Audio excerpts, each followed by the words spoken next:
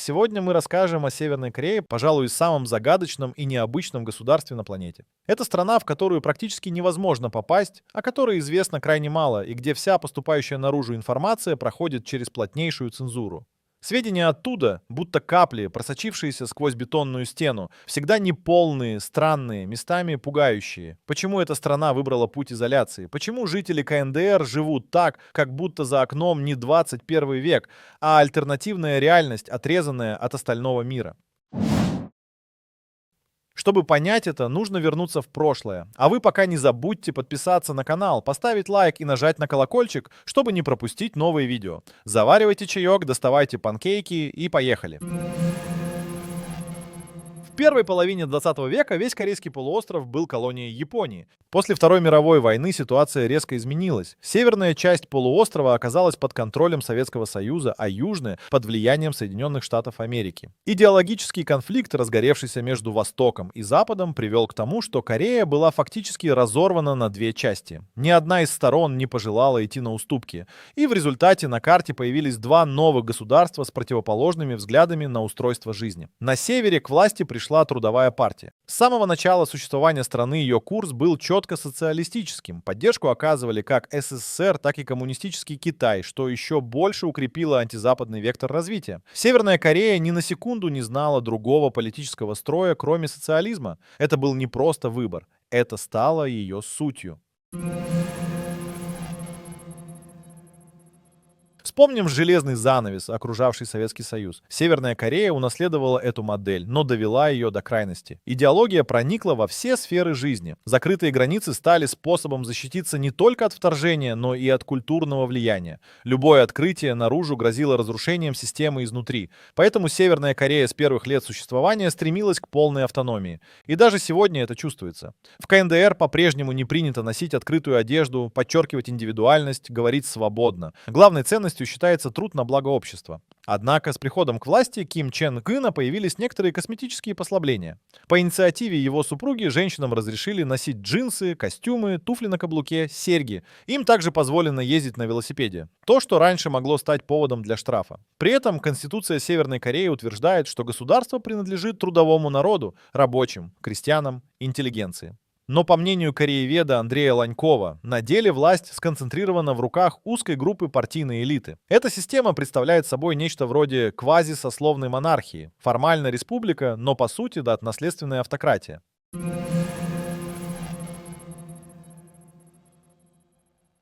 С начала своего существования страной правит одна и та же семья. Первый лидер, Ким Ир Сен, стал основателем государства и выстроил вокруг себя культ личности. После его смерти власть перешла к сыну Ким Чен Иру, а затем к внуку Ким Чен Гыну. Интересно, что никто из них не занимал формально тех же постов, что и предшественник. Однако каждый имел ключевые полномочия, которые обеспечивали полный контроль над страной. Культ личности в КНДР — это не просто уважение к лидеру, это обожествление, закрепленное в символике, лозунгах, обязательных портретах в домах и школах. Личность вождя — это одновременно отец, учитель, командир и источник истины. Закрытость страны во многом продиктована именно необходимостью сохранить эту вертикаль власти. Ведь любое внешнее влияние способно поколебать веру народа, а значит подорвать стабильность системы.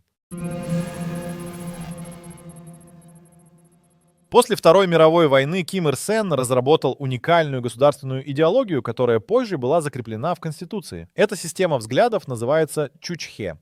Для западного человека она кажется странной и запутанной, но в Северной Корее ее изучают в школах, цитируют в университетах и воспроизводят в каждом плакате на улице. Согласно Чучхе, движущей силой общества является народ. Но это не значит, что все равны. Вождизм, то есть наличие верховного лидера, считается не просто нормой. Он необходим. Экономика существует не ради прибыли, а ради обеспечения потребностей страны и ее граждан. Национальная гордость – одна из ключевых ценностей. Каждый человек должен ощущать уважение к себе, к окружающим, к государству. Вера в вождя – цемент, скрепляющий общество. Революция в этой системе не только борьба на баррикадах, но и ежедневный труд. Самостоятельность — главная защита от внешнего влияния, а армия воспринимается не как угроза, а как народ в форме. С точки зрения Чучхе, изоляция — это не проявление страха, а выражение силы, желание сохранить свою уникальность и независимость. Если вы думаете, что наказание в Северной Корее касается только самого преступника, то это не так. В стране действует система, известная как наказание трех поколений. Это означает, что если человек совершает серьезное преступление, особенно политическое, например, критикует правительство или предпринимает попытку побега за границу, то страдает не только он. Вместе с ним в тюрьму отправляется вся его семья, родители, супруги, дети. Более того, последующие два поколения, родившиеся уже в неволе, живут и умирают в лагерях, никогда не покидая тюремных стен. Этот факт подтверждается в книге «Побег из лагеря 14», где описывается реальная история человека, родившегося и выросшего в одном из таких лагерей. Его семья была наказана за действия других родственников, и он сам долгое время даже не знал, что мир за колючей проволокой существует. Это не просто наказание, это система, выстроенная на страхе, на контроле через родственные узы, где каждый гражданин боится даже подумать не по правилам. Жизнь среднего северокорейца далека от понятий отдыха и досуга. В стране установлена шестидневная рабочая неделя, но и седьмой день– это не выходной, а время для обязательной, но формально добровольной общественной работы. В результате человек оказывается в постоянном трудовом режиме без реального отдыха. После окончания школы государство назначает каждому выпускнику место работы, чаще всего пожизненно. Менять профессию или перейти в другую сферу практически невозможно. Есть и более выгодные рабочие места в организациях, занимающихся международной торговлей или приносящих иностранную валюту. Но туда попадают лишь избранные, как правило, через связи или взятки. Таким образом, для большинства северокорейцев жизнь– это бесконечный труд, без шансов на выбор или передышку. Удивительно, но факт, в Северной Корее выращивание, хранение и употребление марихуаны не только не запрещены, но даже одобряются как более здоровая альтернатива табаку. Это может звучать странно, учитывая общий уровень контроля и запретов, но марихуана здесь считается травой для бедных, дешевой и доступной заменой сигаретам. Более того, в стране поощряется выращивание опиума на неиспользуемых участках земли. Кусты каннабиса часто высаживают вдоль железнодорожных путей. Их корни помогают удерживать почву. Впрочем, это не означает, что в Северной Корее царит свобода, а скорее это одно из многих парадоксальных исключений в строго зарегулированной системе. В 1990-х годах всем учителям предъявлялось необычное требование. Они обязаны были уметь играть на аккордеоне. Этот инструмент считался народным, патриотическим, простым в производстве и доступным в условиях изоляции. Без сдачи экзамена по аккордеону невозможно было получить сертификат преподавателя. Одна из героинь книги, школьная учительница, не смогла сдать экзамен вовремя из-за общенационального траура по поводу смерти Ким Чен Ира. Пока она ждала новой попытки, ей пришлось работать воспитательницей в детском саду. Этот случай иллюстрирует, насколько абсурдные на первый взгляд требования могут быть совершенно реальными в условиях северокорейской идеологии, где даже образование подчинено политическим и культурным символам.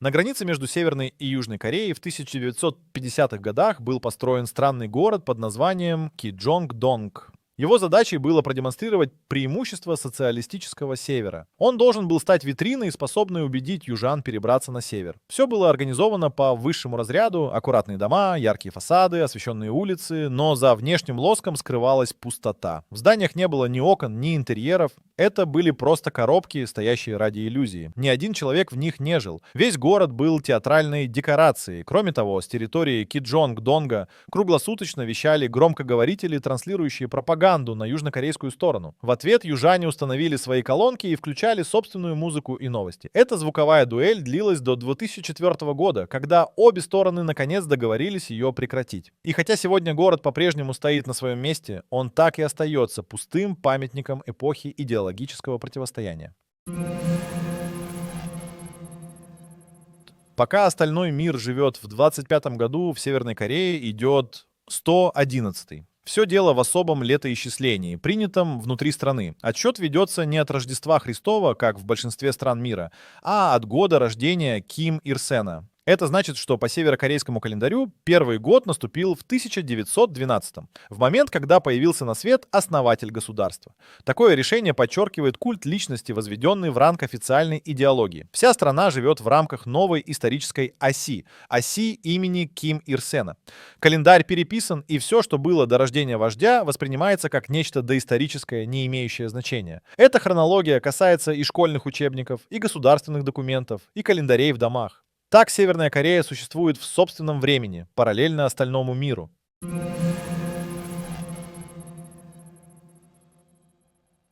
Что нужно спасать при пожаре? Ответ вас удивит. В любой стране при пожаре человек прежде всего старается спасти свою жизнь и, если возможно, жизни близких. Но в Северной Корее к этому списку добавляется еще один обязательный пункт — портрет Ким Чен Ира. Это не шутка и не преувеличение. Официальные инструкции предписывают гражданам спасать изображения вождей после самих себя. Более того, во многих домах имеются специальные укрытия, где портреты хранятся в огнеупорных чехлах. Идолопоклонство в КНДР доходит до того, что на случай войны для статуй лидеров предусмотрены бункеры. Охрана памятников приравнивается к охране действующих государственных деятелей. Стражи в форме патрулируют территории, где стоят бронзовые гиганты Кимов. Нарушение этого почитания — серьезное преступление. Даже случайно запыленный портрет может вызвать проблемы у всей семьи.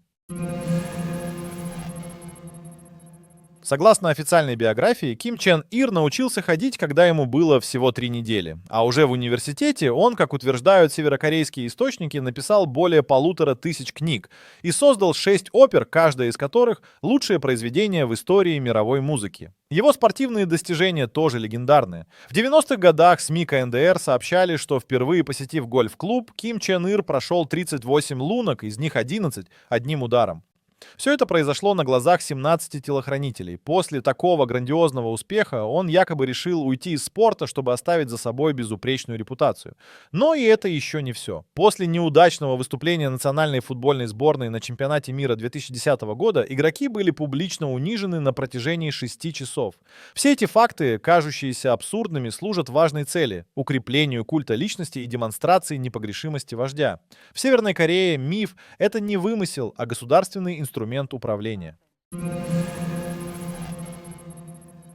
Иногда слухи о методах наказания в КНДР кажутся слишком жуткими, чтобы быть правдой. Но, к сожалению, некоторые из них подтверждаются. Один из наиболее известных случаев связан с высокопоставленным чиновником, который был казнен за то, что не проявил достаточной скорби по поводу смерти Ким Чен Ира. Его приговорили к смерти, и приговор привели в исполнение минометным снарядом. Да, именно так. Эта казнь стала известна миру благодаря дезертирам и свидетельствам бывших военных. Конечно, такие наказания применяются не к каждому нарушителю, но они отлично выполняют свою функцию, запугивают и удерживают население в полном повиновении.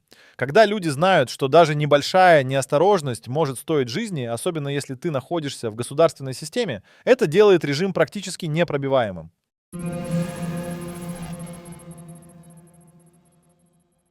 В КНДР, как ни удивительно, проводятся выборы. Каждые 5 лет граждане идут к избирательным урнам. Однако в бюллетене только одно имя. Формально избиратель может проголосовать против, вычеркнув фамилию кандидата. Но сделать это можно только в отдельной кабинке, которая хорошо просматривается наблюдателями. Таким образом, если человек действительно решается на протест, его действия фиксируются и последствия не заставляют себя ждать. Эта процедура служит важной цели. Она создает иллюзию демократии. На бумаге есть выбор, есть участие, есть избирательное право.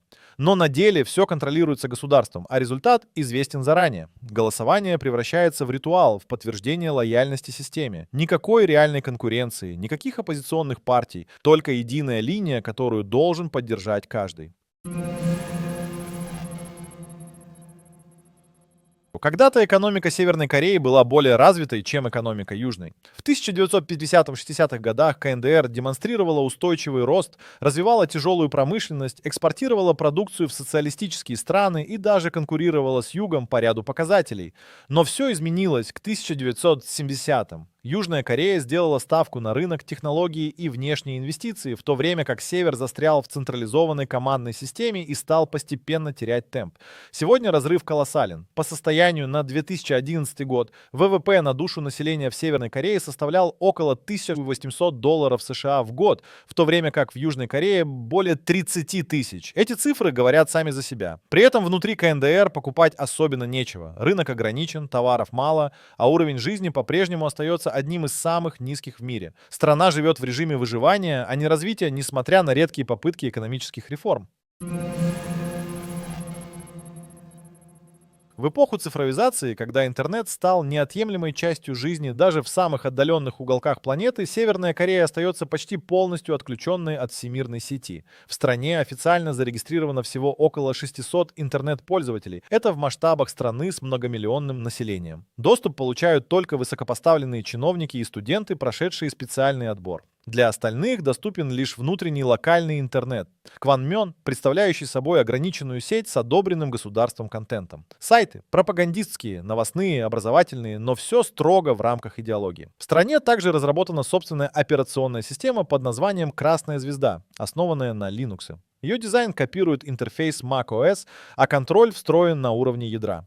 Существуют слухи, что северокорейские программисты занимаются разработкой вредоносного ПО, участвовали во взломах банков, игровых компаний и международных платформ, таких как Sony и Nintendo. Однако доказать это сложно. В любом случае, для обычного северокорейца глобальный интернет — это не просто роскошь, это практически миф.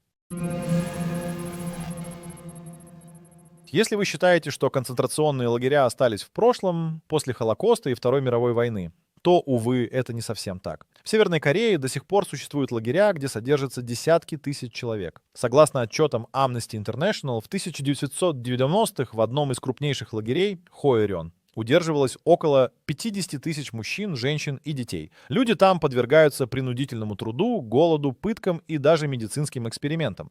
Один из бывших охранников, сбежавших из страны, утверждает, что каждый год от истощения умирает около 2000 человек, но общее количество заключенных остается стабильным, за счет постоянных пополнений. Он же сообщает, что примерно у трети узников есть физические увечья, отсутствуют конечности, деформированы кости. Эти лагеря не просто тюрьмы, а инструмент тотального устрашения. Помимо Киджонг-Донга, города иллюзий, о котором мы уже говорили, у Северной Кореи есть еще один символ пропаганды. В этом городе установлен самый высокий в мире флагшток, на котором развивается гигантский государственный флаг. Это не просто флаг, это визуальное заявление, напоминание соседям о силе и гордости северокорейского режима. Киджонг-Донг также был оснащен громкоговорителями, круглосуточно вещавшими лозунги, музыку и речи лидеров. Южная Корея долгое время отвечала тем же, пока в 2004 году обе стороны не договорились прекратить звуковую пропаганду. Несмотря на это, сам город продолжает стоять на границе, оставаясь немым символом попытки убедить мир в существовании социалистического рая. После прихода к власти Ким Чен Хына в 2012 году в стране начали происходить осторожные, но заметные изменения. Он дал старт нескольким экономическим реформам, направленным на привлечение инвестиций и развитие ограниченного частного сектора. Внутри страны появились кооперативные предприятия, появились новые рынки, частично разрешили торговлю. Но все эти перемены не меняют сути. Власть по-прежнему жестко контролирует все, что происходит внутри КНДР. Уровень жизни остается низким, свободы мизерными, а доступ к информации строго ограничен. Закрытость страны нельзя объяснить одной причиной. Это и страх перед потерей контроля, и наследие прошлого, и идеология, выстроенная на мифах и тотальном управлении. Возможно, однажды Северная Корея откроется миру, но пока что это одна из самых изолированных и загадочных стран планеты.